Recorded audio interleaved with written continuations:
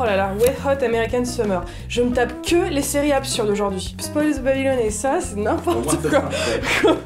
Donc Wet Hot American Summer, c'est une série très récente qui est sortie cette année et elle est sortie sur Netflix. C'est une série qui a pour base un film que je n'ai pas vu. La série est une suite en fait à ce film, si j'ai bien compris. Qui avait pas mal de popularité, qui avait un petit fandom assez cool, des acteurs qui voulaient continuer leur personnage. Du coup ils ont lancé la série, je crois qu'il y a 10 épisodes.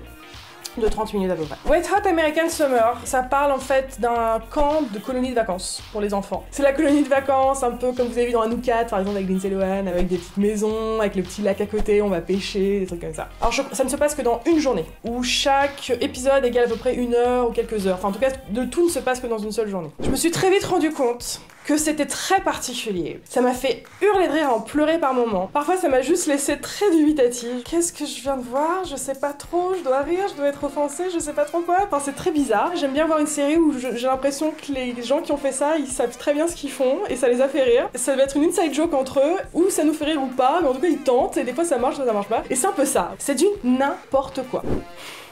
Déjà, on remarque qu'il y a un souci avec l'âge des acteurs. C'est-à-dire que tous les acteurs ont à peu près une quarantaine d'années, et ils jouent des gens qui ont entre 16 et 18 ans. Et donc, ils le disent, ils disent « Ouais, moi quand j'ai 16 ans, c'était dur et tout, c'était l'année dernière et tout » et le mec, on voit qu'il a des rides, c'est un bon monsieur de 40 ans, et donc déjà on se dit « Ah...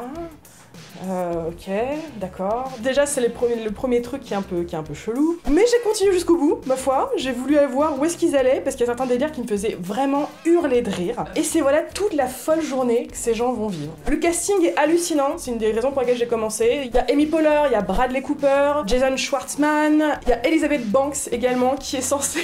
Elle joue une journaliste qui doit s'infiltrer en fait dans le camp pour écrire un article. Ça va être l'article qui va changer l'univers. On va déceler les secrets de ce camp de vacances, et c'est elle va gagner un Pulitzer et ça va être génial. Et donc elle dit « Je vais m'infiltrer dans ce camp pour enfants ». Et donc on lui dit « Mais Elisabeth, mais machin, t'as pas du tout l'air d'être une gamine ». Et là elle se lève, elle enlève sa barrette et elle fait juste ça. Et là il y a tout le monde qui fait « Oui, oh mon dieu, oui, elle peut. » C'était genre la transformation, regardez, maintenant je peux passer pour une gamine de 16 ans. Voilà, c'est encore une fois ce genre de scène où on se retrouve dans genre, quoi, qu'est-ce qui se passe? Ils se rendent compte à un moment qu'il y a des gens qui viennent mettre des déchets toxiques à côté du camp, donc une espèce de mare vert fluo qui va manger en fait tous les gens qui sont dans le camp, donc il y a cette menace qui plane sur eux. Il y a aussi un ermite qui vit à côté du camp de vacances que personne ne va voir, et donc personne ne sait vraiment qui c'est. Je vais pas vous révéler l'identité de cet ermite où pour tous les gens on dit « Mais c'est qui cette légende ?» Donc déjà, la personne qui joue l'ermite est connue, donc déjà on fait « Ah, sympa !» Et en plus, c'est complètement bête la raison pour laquelle il est ermite, c'est n'importe quoi. Cette série a eu des réactions très mitigées. Je pense que tout le monde a un peu vécu, c'est vrai comme moi, des fois c'était drôle, des fois c'était pas drôle, il y a des gens qui ont vraiment détesté, d'autres qui ont adoré. Regardez-la, juste sur Netflix, c'est toujours disponible, c'est particulier, c'est parfois drôle, c'est parfois très chelou, mais voilà, c'est une série vraiment bizarre, venue de nulle part, un humour que je connaissais pas, j'avais jamais vu ce genre de façon de faire, et donc c'était intéressant à regarder. Et essayez pas de trouver de logique dans quoi que ce soit, laissez-vous entraîner dans leur délire, vous allez accrocher ou pas. Dites-moi ce que vous en avez pensé, parce que je sais même,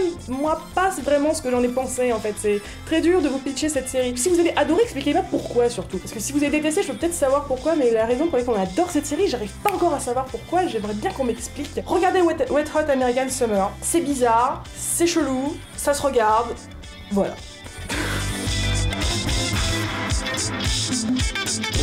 Bonjour tout le monde et merci d'avoir vu le pitch de Wet Hot American Summer, j'espère qu'il vous a plu. Je vous rappelle une nouvelle fois qu'on va être présent au festival Sérimania avec Julia, donc du coup vous n'aurez pas de pitch la semaine prochaine car nous serons là-bas en train de regarder plein de séries de toute la journée, c'est magnifique, on adore. En attendant, on vous embrasse tous les deux et passez une très bonne journée.